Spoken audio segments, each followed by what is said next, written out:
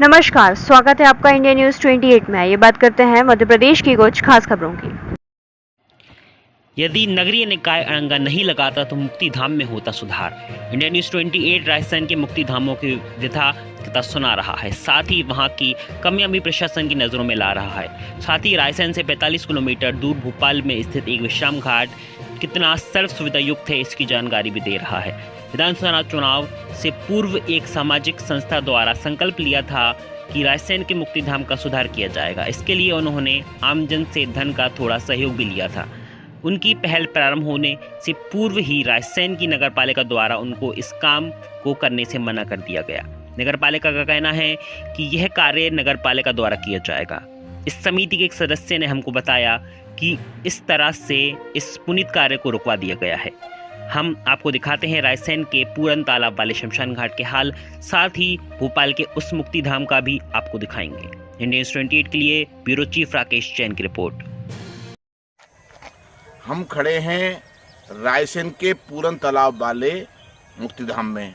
आपको याद होगा कि हमने पहले भी इस मुक्तिधाम के बारे में बताया था कि इस मुक्तिधाम में क्या कमी है। इसके बाद हम गए थे छोला विश्राम घाट जो कि भोपाल में स्थित है।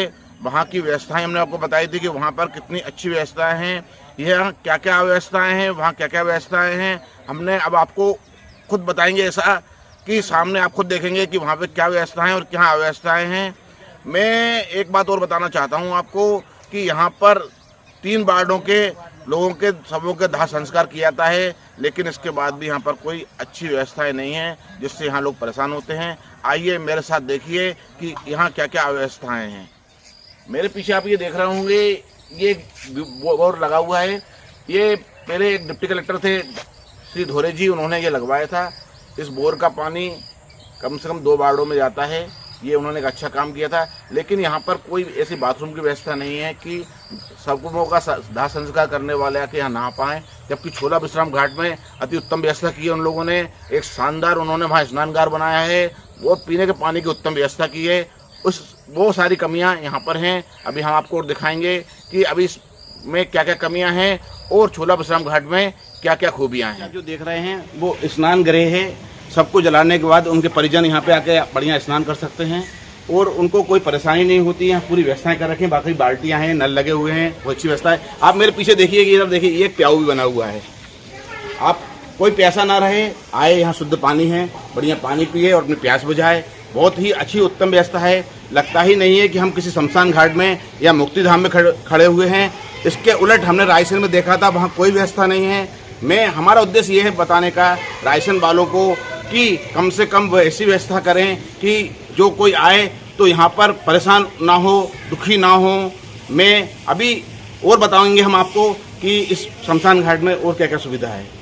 तालाब के शमशान घाट को लेकर आपने एक समिति बनाई थी, उसका क्या हुआ और उसने क्या कार्य किया? हमने जन सहयोग से एक समिति का निर्माण किया था, जिसमें हमने लगभग 25,000 रुपये इकट्ठे भी किए थे लोगों से। और हमारा उद्देश्य ये था कि हम उस धनराशि से इकट्ठा करके जितने भी शमशान घाट हैं रायसेन नगर के, उनका जीर्णोद्धार करेंगे। लेकिन कुछ ऐसी समस्याएं आ गई कि जो नगरीय निकाय है, वहाँ के लोगों ने हमसे बोला कि आप इस काम को अपने हाथ में ले लीजिए, आपका काम नहीं है, ये हमको करना है। इसलिए हमको उस कार्य को रोकना पड़ा। और नहीं तो हमारी इच्छा ये थी कि जो शासन स्तर पर जो काम नहीं हो पा रहा है, वो हम जन सहयोग से उसको निर्माण करके और लोगों को सुविधा मुहैया कराएं। उस समिति में क्या थे आप? मैं उसमें सचिव था। आपको क्या लगता है कि शासन इस काम को करेगा कि खाली अड़ंगा डाल दिया है? मुझे ऐसा लगता है कि मेरे देखते लगभग 25-30 सालों में जब से मैंने होश संभाला कि अभी तक तो ऐसा कुछ हुआ नहीं है। तो अब आगे क्या होगा ये तो देखने की बात है। और अभी कुछ महीने बाद, 1 महीने बाद आचार संहिता हटती है, तो देखते हैं क्या करता है नगरीय निकाय। क्या नाम है आपका भैया? जितेंद्र शर्मा। पूरन तालाब वाला है जो कि नगर के मध्य में स्थित है और बड़ी स्थिति उसकी दयनीय है। इस विषय में जो है आपके चैनल के माध्यम से मैं ये शासन प्रशासन से सबसे पहले तो ये है कि उन जगहों की सीमांकन की सीमा भी गड़बड़ हो रही है। जब मैं काफ़ी समय से स्थानीय निवासी तो मैं देखता था कि आज उस क्षेत्र को सीमित क्षेत्र किया हो गया है और बहुत बड़ा क्षेत्र जो है अतिक्रमण की चपेट में भी आ गया है और जो धीरे धीरे कम होता जा रहा है। लोग वहाँ क्रिकेट, अभी आप